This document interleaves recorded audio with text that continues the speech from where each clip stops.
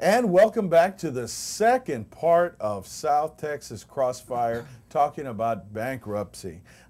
This is your host, Attorney Joe Flores, and you can contact us if you have any questions or comments at joe@floreslawfirm.com or hit me at attorneyjoeflores@gmail.com. Both of those will appear, and you can visit our website, floreslawfirm.com. Now remember, every topic we talk about, this does not take the place of going to see your own attorney and getting legal advice. We advise you strongly to do that. We're just bringing out general legal topics with good legal talent that I recruit to come on the show. And with me today, once again, thanks for sticking around, Joel Gonzalez.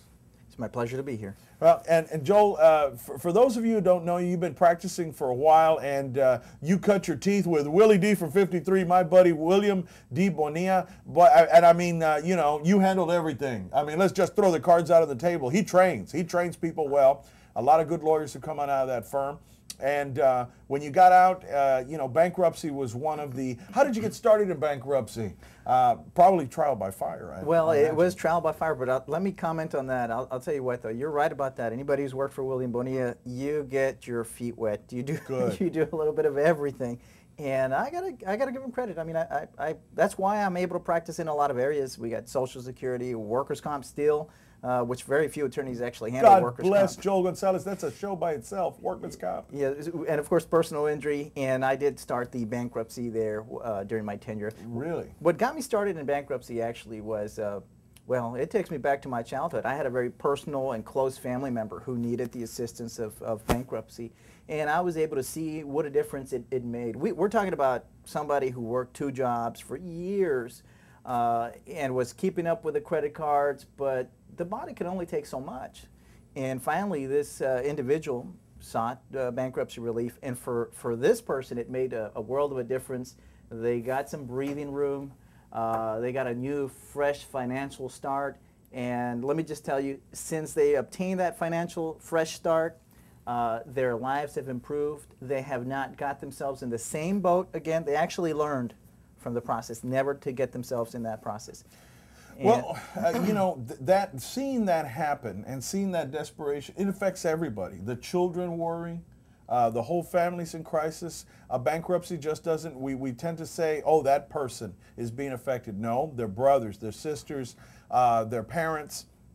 Everybody's affected by people that get behind on their bills, and it can happen. I mean, many people, let me tell you, that I've seen come through my office that have been adults over the last 2-3 decades who said you got to pull yourself up by your bootstraps, you got to pay your bills. They're having trouble, and it's because of the recession. I think it's a mini depression, but the recession, a lot of people are having trouble. We're having 85,000 people more this quarter without homes in this country that are losing their homes. Ladies and gentlemen out there, this is an important topic. We're talking about bankruptcy with Joel Gonzalez. You can reach him at 361-887-6363, and his email is going to pop up on the screen too. We want to get the message out there that bankruptcy is not the end of the world. That's right. Yeah, we left off on a very important point. You said something called automatic stay. An automatic stay, my understanding was, and from what I've seen from litigation myself, that once, you know, I used to litigate against nursing homes, and I still do sometimes, and nursing homes always whipped out receivership, terms like that, automatic stay, you can't sue us, you can't touch us because we've gone bankrupt. That's right. It's a very powerful concept. It is probably one of the most fundamental topics, and that is several hours just by itself. But in a nutshell, the automatic stay it's an injunction, which simply means it's a law. It's an order from the court. It's a federal order that jumps. It springs into effect the moment the bankruptcy case is filed. So it stops many lawsuits in its tracks, especially if we're talking about lawsuits where the creditor is suing an individual to collect on a debt. I mean, it stops it cold in its track. And I mentioned earlier that usually we see a motion to dismiss without prejudice from the creditors because they can't continue unless they get permission from the bankruptcy court to go forward on that suit.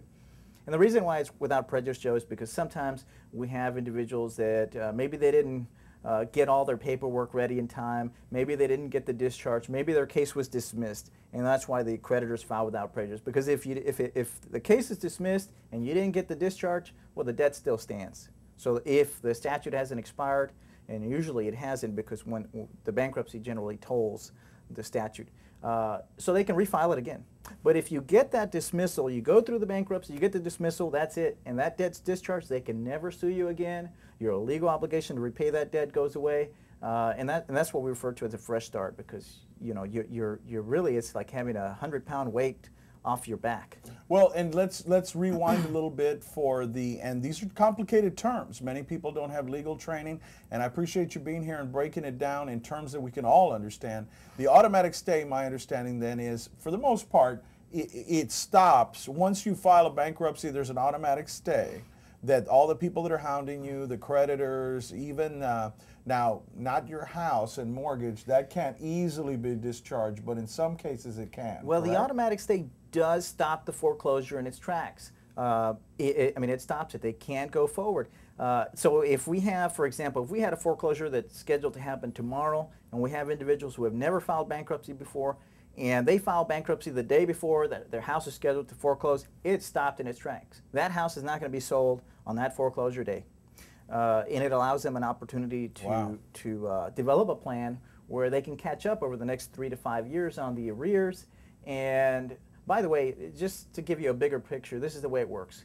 A successful plan will allow you to catch up on your mortgage arrears within 3 to 5 years, depending, if you're, well, I don't want to get too technical here, but if your median income is below the median of the state, then you can propose a 3-year plan, provided you can catch up and you have enough disposable income to catch up in 3 years. A lot of times people need that extra 2 years because they don't have enough disposable income, and they need that extra time to lower their minimum requirement to make the plan work. So stretching it out over 5 years might be a better option. The same is true with a vehicle. But in any case, if there still remains an outstanding balance on a mortgage, then they just go back to normal. They go back to making the regular mortgage payments at the end of the plan. They've already caught up, and now their bankruptcy payment, no more. They get their Chapter 13 discharge, and they go back to making the regular payment to the mortgage. Well, I appreciate you fleshing that out, because a lot of people out there have never really had this free public service message about bankruptcy. A lot of people hear about it, and mainly nobody wants to talk about it. It's a dirty little secret. You don't want your friends and neighbors to know, but unfortunately, with the internet and everything, it becomes public knowledge that you filed, and which is good in some instances to keep the creditors off your back. And nowadays, I mean, we're seeing more and more compassion amongst each other. We're seeing, okay, big corporations do it, the middle class do it, the people that aren't making as much money do it. I mean, this is something that is common.